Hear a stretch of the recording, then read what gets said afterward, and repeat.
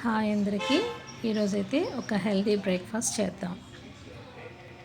ఈ బ్రేక్ఫాస్ట్ చాలా simple and healthy కూడా. ఒక బౌల్ తీసుకొని అందులో 1 కప్ వరకు ఓట్స్ వేసుకోవాలి. తర్వాత ఒక 2 స్పూన్ల చియా సీడ్స్ వేసుకోవాలి.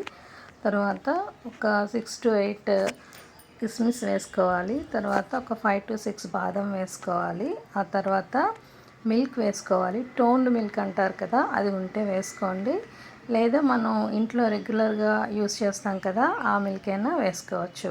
ఇవన్నీ వేసిన తర్వాత బాగా ఒకసారి స్పూన్ పెట్టి కలిపిన తర్వాత దీన్ని ఒక 12 అవర్స్ అయితే సోక్ చేసుకోవాలి. బయట అయితే దీన్ని సోక్ చేయకూడదు. 12 అవర్స్ కూడా ఫ్రిడ్జ్లో పెట్టి దీన్ని సోక్ చేసుకోవాలి. ఇంకా ఇందులో డేట్స్, వాల్నట్స్ కూడా యాడ్ చేసి సోక్ చేసుకోవచ్చు. చూడండి, నెక్స్ట్ డే మార్నింగ్ ఎలా ఉందో మీకు చూపిస్తాను. మూత తీసి చూసారా, ఈ విధంగా ఉంది.